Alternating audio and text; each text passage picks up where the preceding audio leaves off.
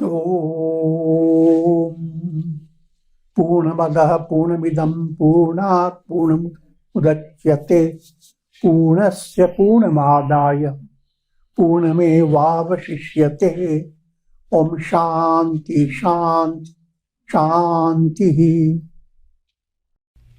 Om Vasudeva Sutam Devam Kansa Chanuramardanam Devaki Paramanandam Krishnam Vande Jagadgurum.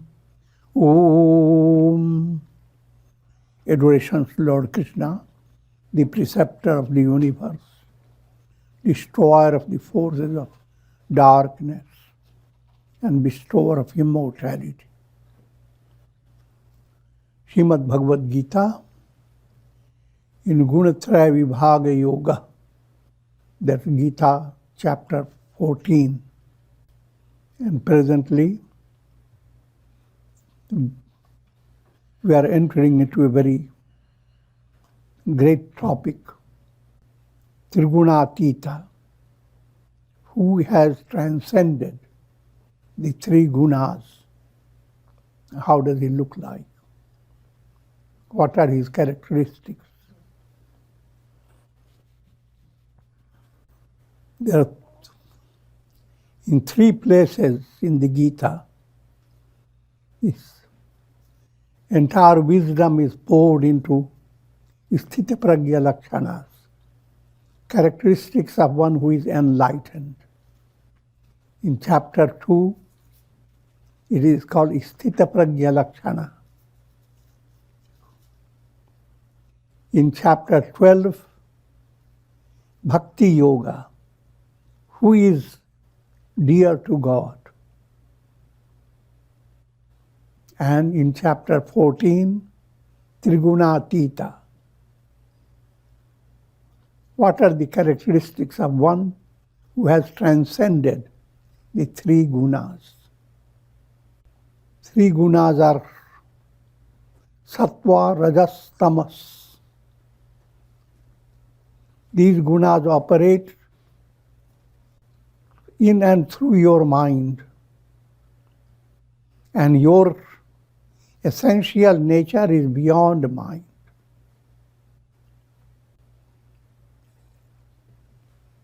So far, the highlighted points that have been given to you, let me go over them, just touching those points. One should continue to enhance sattva. How do you continue to do that?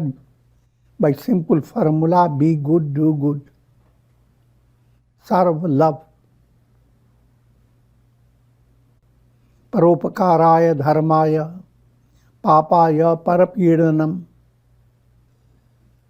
By doing good to others, you are enhancing dharma. And that which enhances dharma enhances your sattva. And hurting others is the basis of adharma, of going against the path of virtue. So, continue to enhance sattva in your chitta and in all aspects of your personality, in your mind, in your body, the practice of Hatha Yoga, Pranayama, Kundalini Yoga, all these are helpful. So evolve your own sadhana, practice in the sadhana in daily life to see that you are keeping your body healthy. Healthy body means you are enhancing sattva, creating a channel to enhance sattva in your mind. Always be careful to watch over your gunas. Sattva, Rajas, Tamas. Try to recognize them. Sattva means is the time for inspiration. Mind is relaxed. Rajas, mind becomes distracted. Is not focusing on one point, but going astray. Tamas, mind is becoming deluded. These three gunas, if you are not careful, there is a tendency for Rajas and Tamas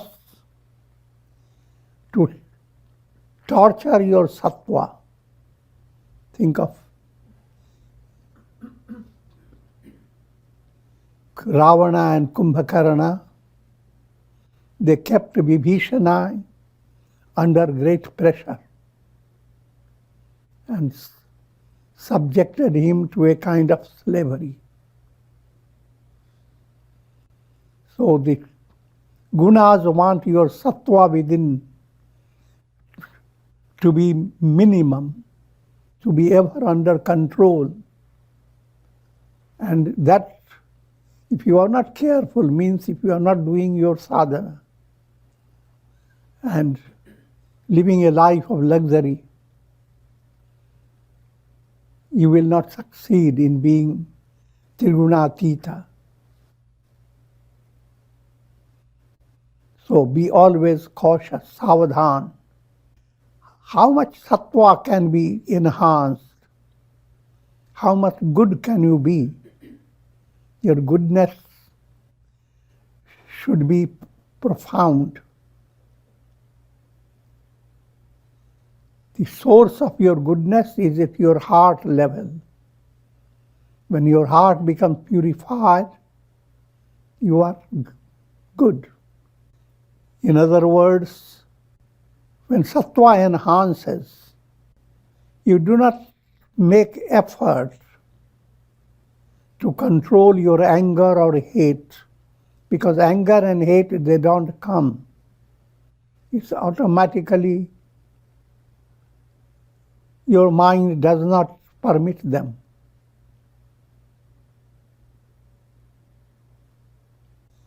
So much so, your senses don't need to be controlled. A pure mind flows through the senses freely. Your eyes see what is good. Your ears hear what is good, and so forth. It becomes spontaneous. So this type of practice has to go on in your daily life. Practice sattva to such an extent that you do not have to restrain your senses with great effort. Senses are withdrawn automatically, just like the turtles withdraw their limbs. Next point. This project of enhancing sattva should not stop even for a single day. It should continue day by day. Just like you don't stop your eating food even for a single day. Don't stop your drinking milk, water when you are thirsty.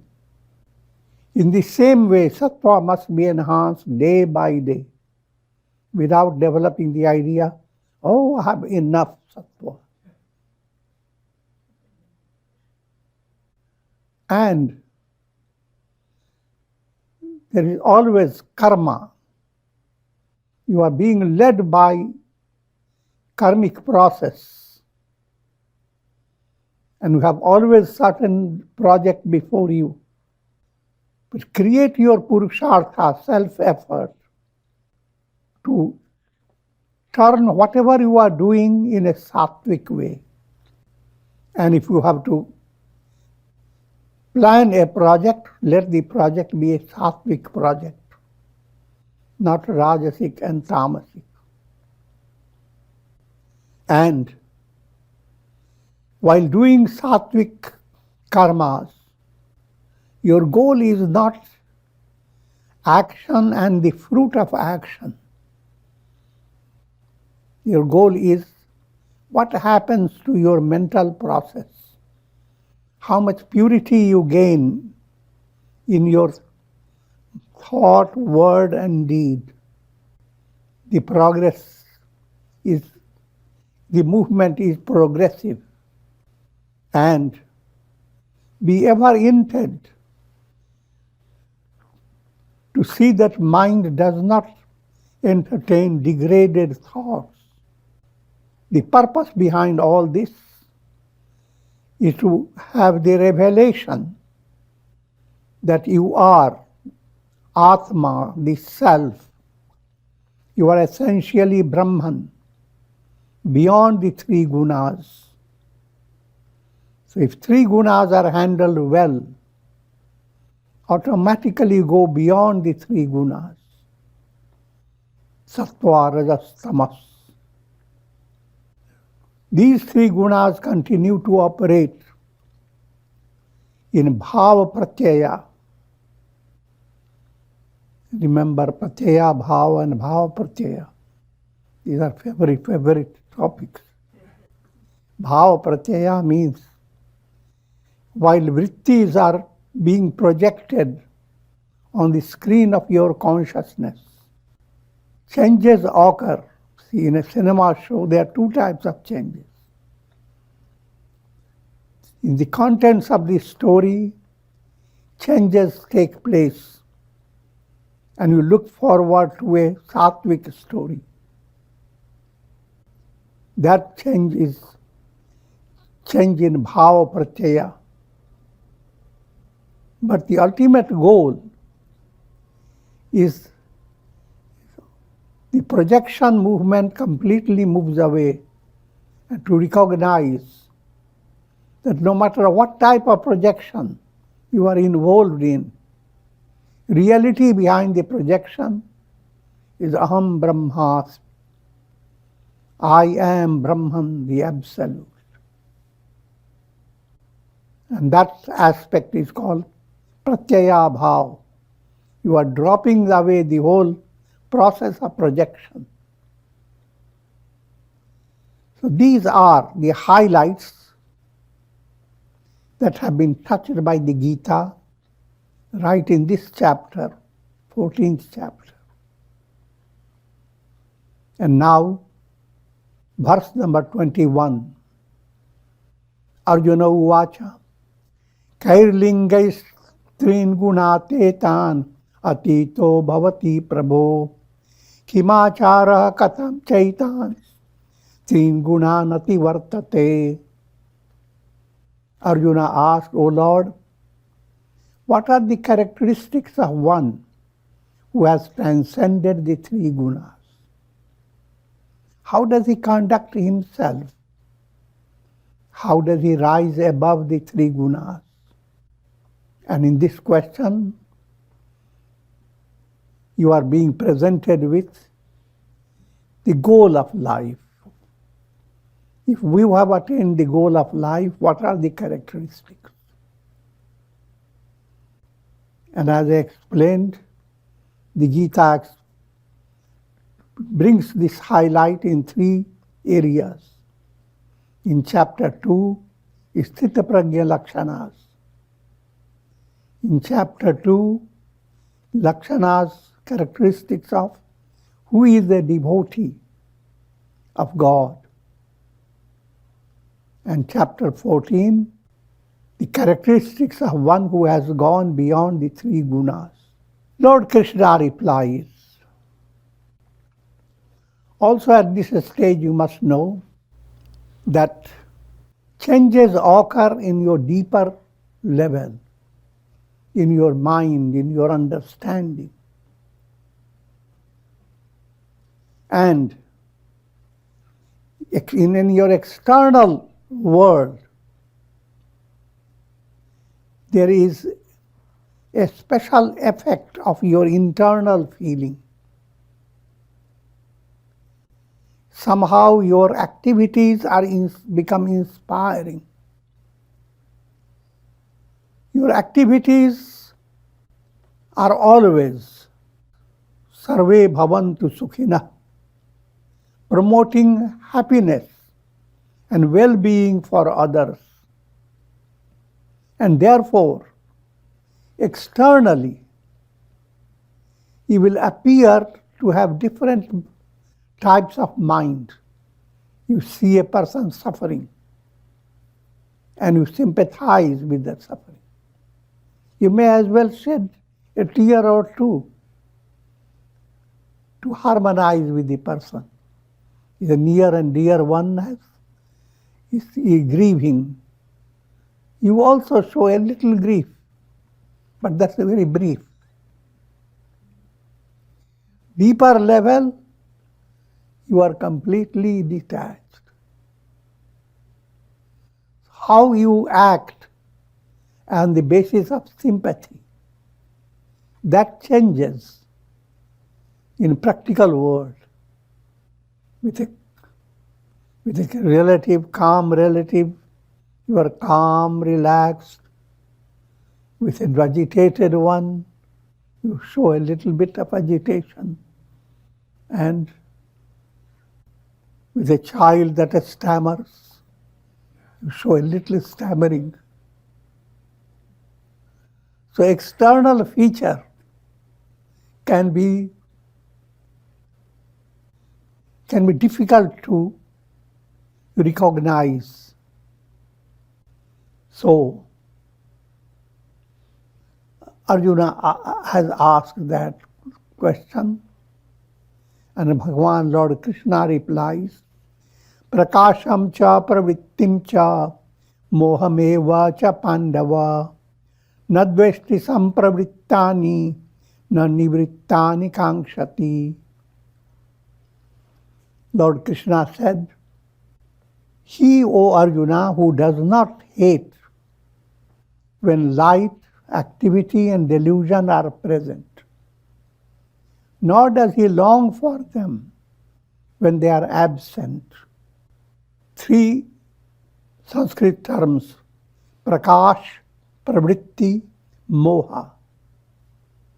When sattva increases, it's like bringing light in your dark house, where you were under the atank, terror of dark forces.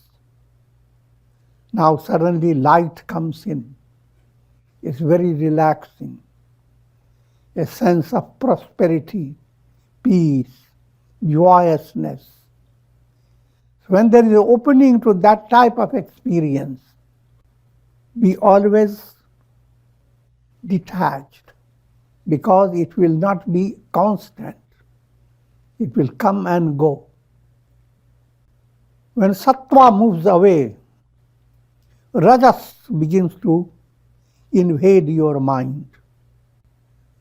Sattva, rajas, tamas, they are mutually fighting with each other. When rajas invades your mind, now your mind is constantly planning, what should I do, what should I do? Planning with distraction. You don't have any one project that will satisfy you, but you have countless projects. And we're counting the number of projects for your fulfillment. With sattva, whatever you do begins to satisfy you, brings you delight. No matter how ordinary thing you are doing, it becomes aradhana of God, worship of God. Worship of God, what could be more engrossing than touching the feet of God, offering flowers to God, looking into His eyes, seeing His smile, having the touch of His hand on your head. So, with sattva, all that becomes possible. With rajas, no. You are looking for where to go, how to go, and so many distracted thoughts in your mind enter. That's called pravritti. The first term is called prakash, luminosity.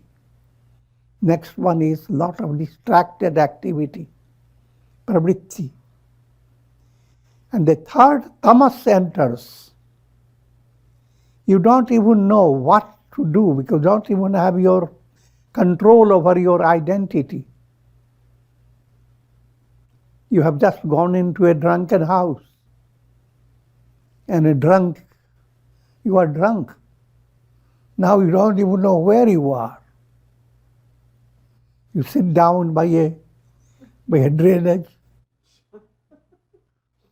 and think you have come to your house. That's called moha, delusional experience.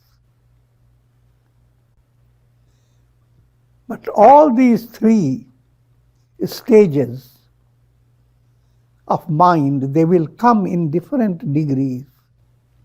As sattva is enhanced, sattva will be more and more. Rajas and tamas will come lesser and lesser. However, all the three will come. But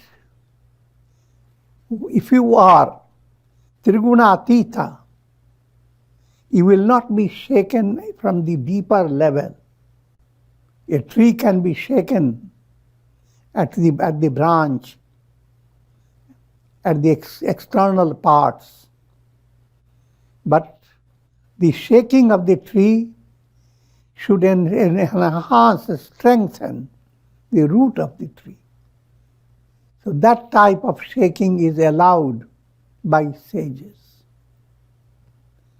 The three gunas continue to roll on, led by your karma, led by the need of your spiritual evolution.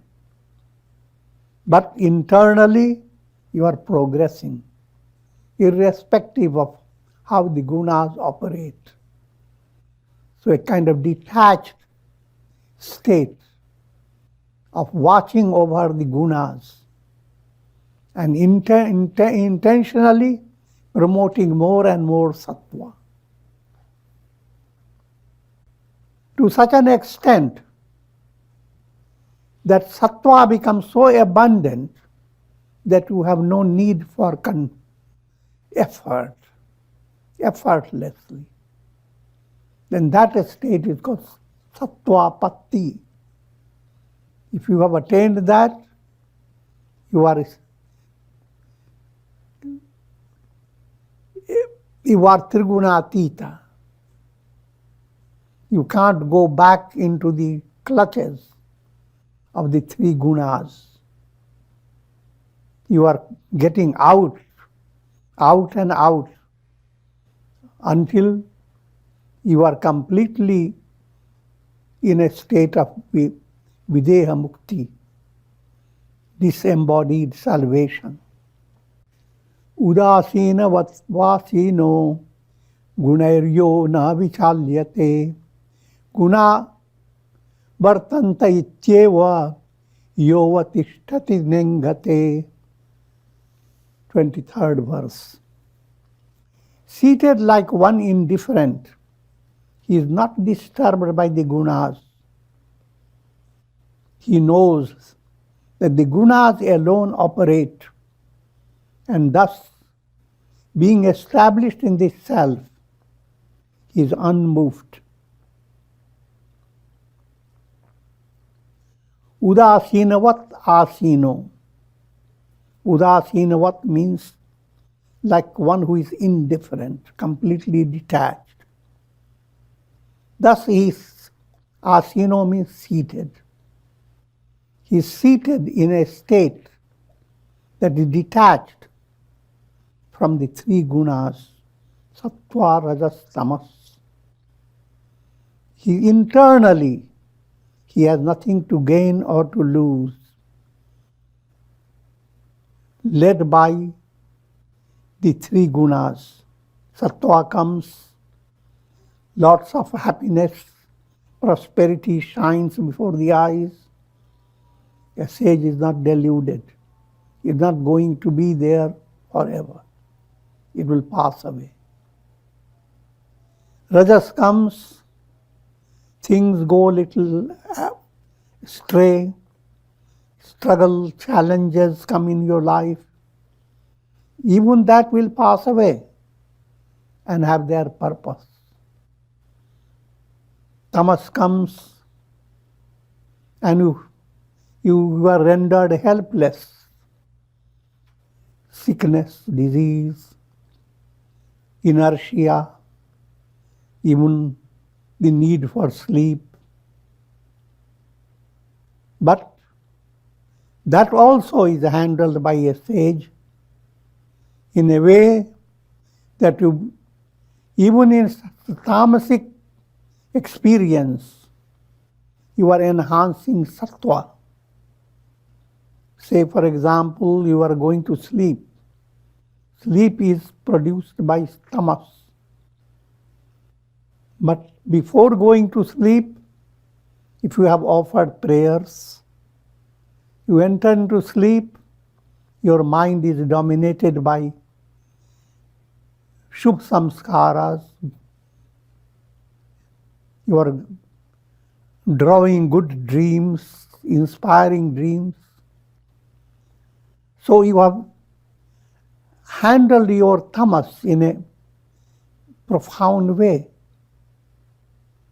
The more detached you are of the gunas, the more you utilize the gunas for promoting your path of liberation.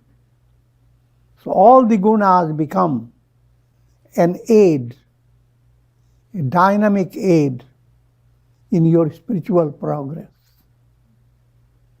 Otherwise, the gunas become your enemy. All the gunas. Sattva becomes your worst enemy. That point we have discussed before. Sam dukkha sukha swastha, sam loshtashma kanchana, tulya priya priyo, dhira, tulya nindatma sanstuti. Ever established in the self, he is alike in pleasure and pain. Outwardly, there will be an appearance of being shaken and so forth.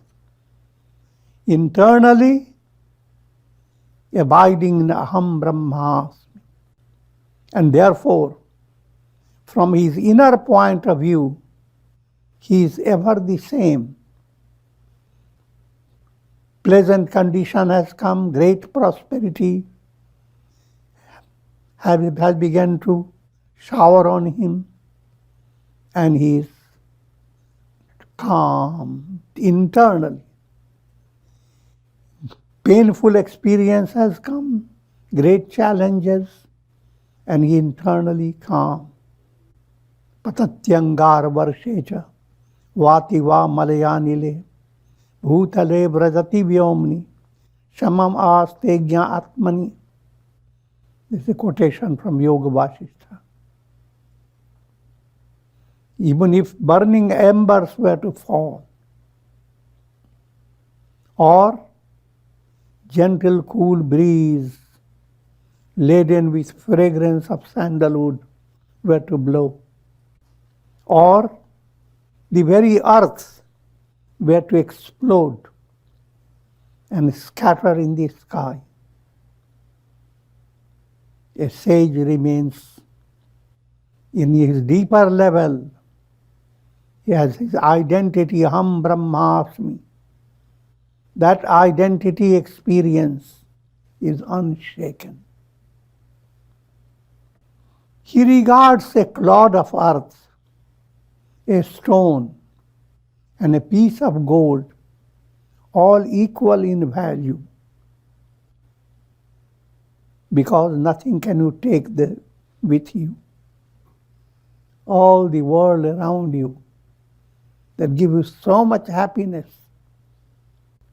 you have gain a lottery that gives you golden ornament, a piece of gold, and you are so happy about it.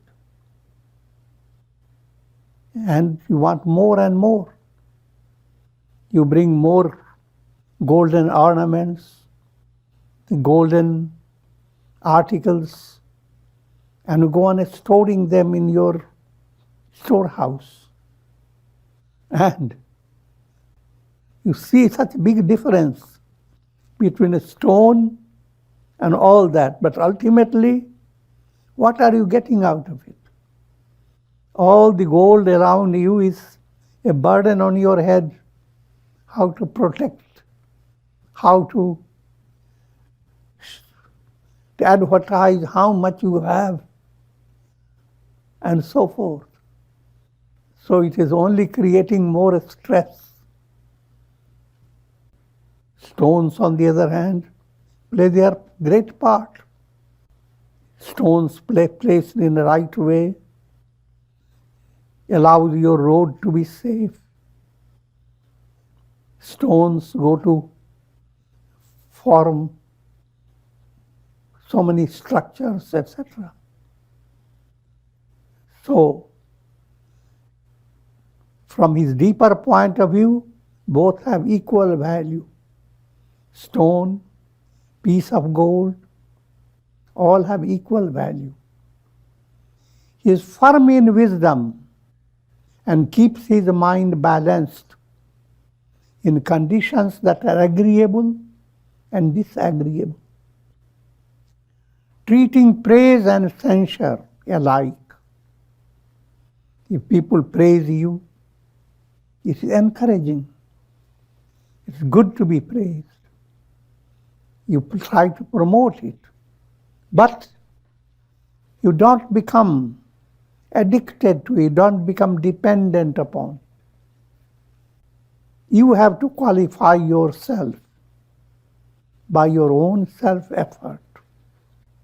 And you should not be deluded by praise.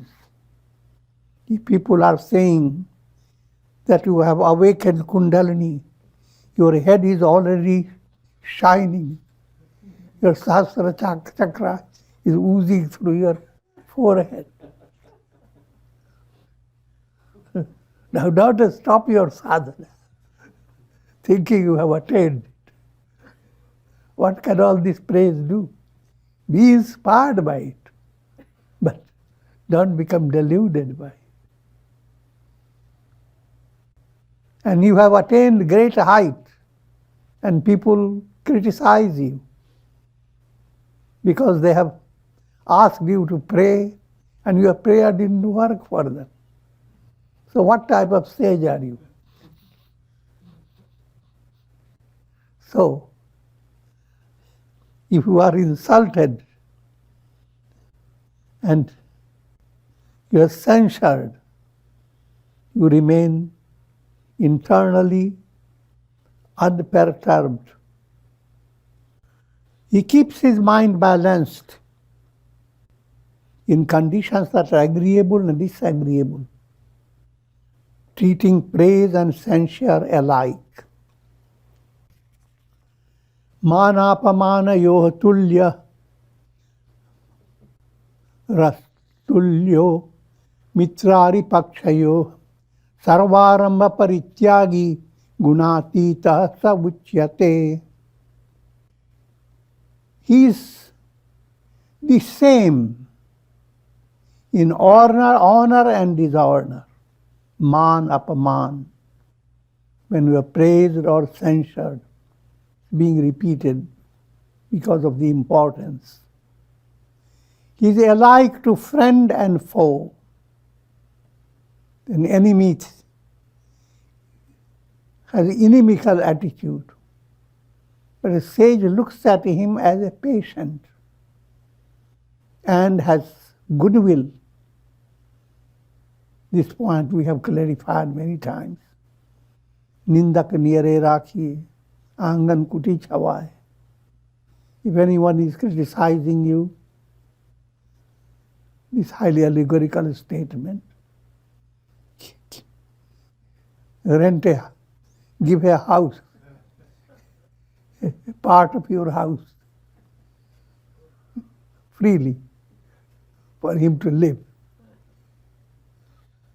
so that any even slightest error you do, he magnifies, and that is to your favor. You go on correcting yourself because someone is magnifying your error. If you are a writer, keep a proofreader nearby. Having abandoned all karmic involvements means you don't live for fruit of karma. You live for spiritual progress. Fruit of karma means you are facing external circumstances that seem so prosperous. When you don't expect fruit of karma, and you do it in the spirit of karma yoga, now what's happening? Your integration in your personality is enhanced. Your thought, word, deed, they become harmonized, integrated. Your action, will, emotion, and reason, they become integrated gradually. Then what happens? You begin to see yourself as a channel of God. Upadrashtanumantacha, Bharta Bhokta Maheshwara. Begin to see that you are being watched by God. Upadrashta, your God is overseeing you. Anubanta, God is inspiring you to do the right thing. You are always in attuning with God's will. God is your master. And it's God who is enjoying everything, not you. Who is your enjoyer? Who is the enjoyer? Who is the taster? Who is the experiencer? God, not your ego. So that type of experience begin to develop, leading you to be gunatita, triguna-atita, leading you to go beyond the three gunas. Mam chayo vyabhicharena bhakti yogena sevate sagunana sameti chaitan brahma bhuyaya kalpate. He who worships me with unswerving devotion crosses over the three gunas and becomes qualified for becoming one with Brahman or the Absolute. So ultimate goal of this being Triguna-atita is a revelation. Aham Brahmasmi, I am Brahman. Led by Bhakti Yoga. You develop Ananya Bhakti. In brief, your yoga attains its height. You become the best Karma Yogi. You become the best Raj Yogi, best Bhakti Yogi, best Jnana Yogi. All the yogas are one yoga, integral. And with this, I'm going to conclude for today.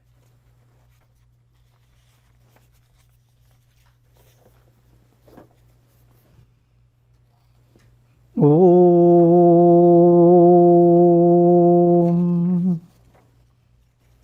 Om.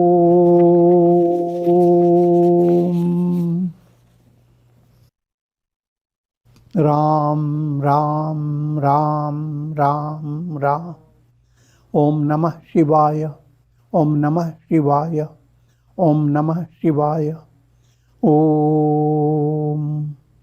Om Shri Krishnaya Namah. Om Shri Krishnaya Namah. Om Shri Krishnaya Namah. Om. Prayer for shower of Karunamaya grace of God over all of you, and with the blessings of Shakti, Bhakti and Mukti. Om Trayambakam Yajamahe Sugandhim Pushti Vardhanam Urvarukuma Bandhana Mrityor Mukshiyamamritat. Om Sarve Bhavantu Sukhina Sarve Santu Niramaya Sarve Bhadrani Pashyantu Ma Kaschid Dukha Bhag Bhavet. Om Shanti Shanti Shanti. Hari Om Tat Sat.